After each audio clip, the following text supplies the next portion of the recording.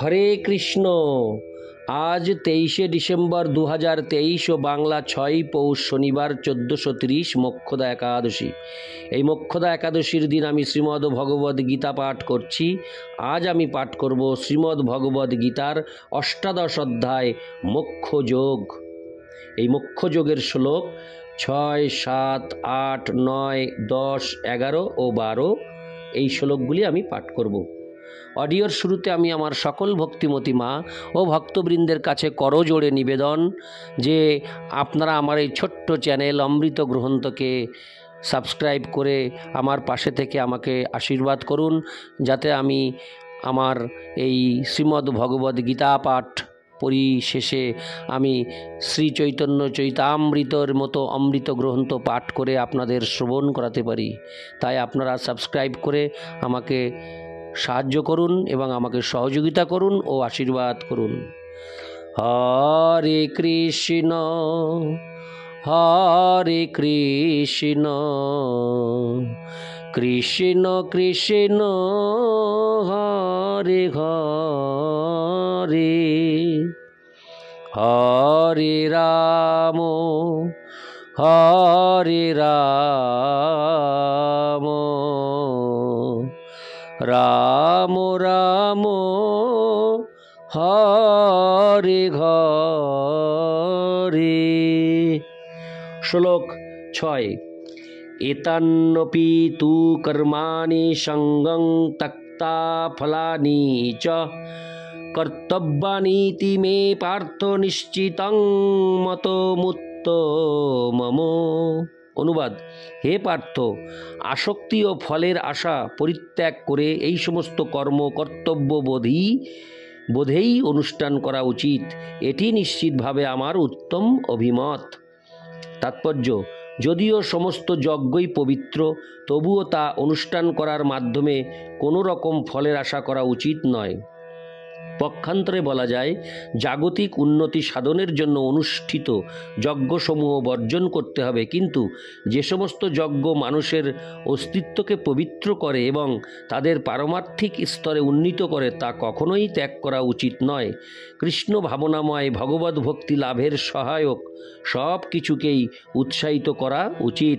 শ্রীমদ্ ভাগবতেও বলা হয়েছে যে সমস্ত কার্যকলাপ ভগবদ্ ভক্তি লাভের সহায়ক, তা গ্রহণ করা উচিত। সেটিই ধর্মের সর্বোচ্চ নীতি। ভগবদ্ ভক্তি সাধনের সহায়ক যে কোনো রকমের কর্ম, যজ্ঞ বা দান ভগবদ্ ভক্তের গ্রহণ করা উচিত। ইতি শ্লোক 6। শ্লোক 7।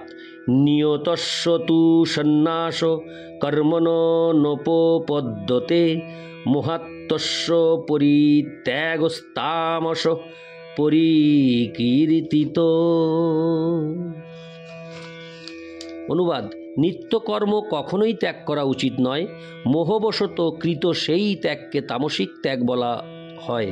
তাৎপর্য: জড় সুখভোগের উদ্দেশ্যে যে সমস্ত কর্ম তা অবশ্যই পরিত্যাজ্য, কিন্তু যে সমস্ত কর্ম মানুষকে পারমার্থিক ক্রিয়াকলাপে উন্নীত করে, যেমন ভগবানের জন্য রান্না করা, ভগবানকে ভোগ নিবেদন করা এবং ভগবৎ প্রসাদ গ্রহণ করা, সেগুলি অনুমোদন করা হয়েছে।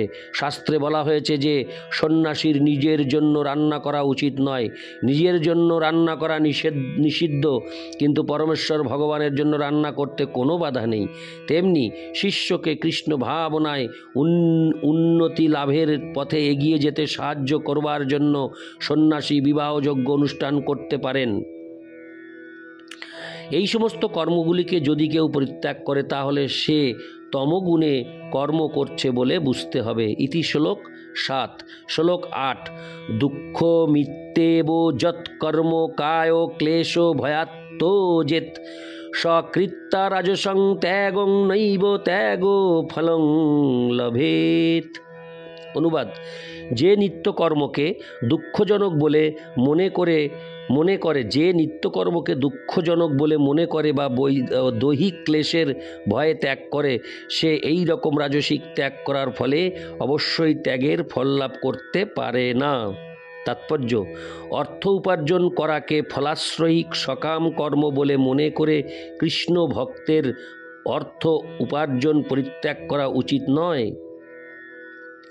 কাজকর্ম করার মাধ্যমে উপার্জিত অর্থ যদি শ্রীকৃষ্ণের সেবায় নিয়োগ করা যায়, অথবা খুব সকালে ঘুম থেকে ওঠা যদি পারমার্থিক কৃষ্ণভক্তির সহায়ক হয়, তাহলে সেই সমস্ত কর্মগুলি কষ্টদায়ক বলে ভয়ে সেগুলি থেকে বিরত থাকা উচিত নয়। এই ধরনের ত্যাগ রজগুণ সম্পন্ন। রাজস্বিক কর্মের ফল সবসময় ক্লেশদায়ক হয়ে থাকে। সেই মনোভাব নিয়ে কেউ যদি কর্ম পরিত্যাগ করে, তাহলে সে ত্যাগের ফল কখনোই লাভ করতে পারে না। ইতি শ্লোক 8। শ্লোক 9। কার্য মিত্যেব যৎকর্ম নিয়তং ক্রিয়তে অর্জুন সঙ্গং সঙ্গং ত্যক্তা ফলং চৈব সত্যাগো সাত্বিকো মত। অনুবাদ: হে অর্জুন, আসক্তি ও ফল পরিত্যাগ করে কর্তব্য বোধে যে নিত্য কর্মের অনুষ্ঠান করা হয়, আমার মতে সেই ত্যাগ সাত্ত্বিক। তাৎপর্য: এই রকম মনোভাব নিয়েই সর্বদা নিত্যকর্মের অনুষ্ঠান করা উচিত। ফলের প্রতি অনাসক্ত হয়ে কাজ করা উচিত, এমনকি কাজের ধরনের প্রতিও অনাসক্ত হওয়া উচিত। কৃষ্ণ ভাবনাময় কোনো ভক্ত কখনো কোনো কারখানাতে কাজ করলেও তিনি কারখানার কাজ করেন না বা শ্রমিকদের সঙ্গ করেন না। তিনি কেবল শ্রীকৃষ্ণের জন্য কাজ করেন এবং যখন তিনি তার ফল শ্রীকৃষ্ণকে অর্পণ করেন, তখন তার সেই কর্ম অপ্রাকৃত স্তরে অনুষ্ঠিত হয়। ইতি শ্লোক 9। শ্লোক 10। ন দেষ্ঠ কুশলং কর্ম কুশলে নানুসজ্জতে ত্যাগী সত্য সমাবিষ্ট মেধাবী ছিন্ন সংশয়। অনুবাদ: সত্যগুণে আবিষ্ট মেধাবী ও সমস্ত সংশয় থেকে মুক্ত ত্যাগী অশুভ কর্মে বিদ্বেষ করেন না এবং শুভ কর্মে আসক্ত হন না। আর একবার পড়ছি। হরে কৃষ্ণ। সত্যগুণে আবিষ্ট মেধাবী ও সমস্ত সংশয় থেকে মুক্ত ত্যাগী অশুভ কর্মে বিদ্বেষ করেন না এবং শুভ কর্মে আসক্ত হন না। তাৎপর্য: যে মানুষ কৃষ্ণ ভাবনাময় বা সত্য গুণময়, তিনি কাউকে বা শরীরের পক্ষে ক্লেশদায়ক কোনো কিছুকেই ঘৃণা করেন না। তিনি শারীরিক দুঃখ কষ্টের প্রতি গুরুত্ব না দিয়ে যথাস্থানে ও যথাসময়ে তার কর্তব্য পালন করে চলেন। ব্রহ্মভূত স্তরে অধিষ্ঠিত এই সমস্ত মানুষদের সবচেয়ে বুদ্ধিমান বলে এবং তাদের কার্যকলাপকে সর্বতোভাবে সংশয়াতীত বলে জানতে হবে। ইতি শ্লোক 10। শ্লোক 11। ন হি দেহ ভৃতা শক্যং ত্যক্তুং কর্মাণ্যশেষত যস্তু কর্মফল ত্যাগী স ত্যাগীত্বভিধীয়তে। অনুবাদ: অবশ্যই দেহধারী জীবের পক্ষে সমস্ত কর্ম পরিত্যাগ করা সম্ভব নয়, কিন্তু যিনি সমস্ত কর্মফল পরিত্যাগী, তিনিই বাস্তবিক ত্যাগী বলে অভিহিত হন। তাৎপর্য: ভগবদ্গীতায় বলা হয়েছে যে কেউ কখনো কর্ম ত্যাগ করতে পারে না। তাই কর্মফলের আশা না করে যিনি শ্রীকৃষ্ণের জন্য কর্ম করেন, যিনি সব কিছুই শ্রীকৃষ্ণকে অর্পণ করেন, তিনি প্রকৃত ত্যাগী। আন্তর্জাতিক কৃষ্ণ ভাবনামৃত সঙ্গের বহু সভ্য আছেন, যারা অফিসে, কলকারখানায় অথবা অন্য কোনো জায়গায় কঠোর পরিশ্রম করেন এবং তাদের সমস্ত রোজগার সঙ্গকে দান করেন। এই সমস্ত মহাত্মারাই যথার্থ সন্ন্যাসী এবং তারা যথার্থ ত্যাগের জীবনযাপন করছেন। এখানে স্পষ্টভাবে উল্লেখ করা হয়েছে কিভাবে কর্মফল ত্যাগ করতে হয় এবং কী উদ্দেশ্য নিয়ে সেই কর্মফল ত্যাগ করা উচিত। ইতি শ্লোক 11। শ্লোক 12। অনিষ্টমিষ্টং মিশ্রং চ ত্রিবিধং কর্মণ ফলম ভবত্যাগীনাং প্রেত্য ন তু সন্ন্যাসীনাং কচ্চিৎ। অনুবাদ: যারা কর্মফল ত্যাগ করেননি তাদের পরলোকে অনিষ্ট, ইষ্ট ও মিশ্র এই 3 প্রকার কর্মফল ভোগ করতে হয়, কিন্তু সন্ন্যাসীদের কখনো এই ধরনের ফল ভোগ করতে হয় না।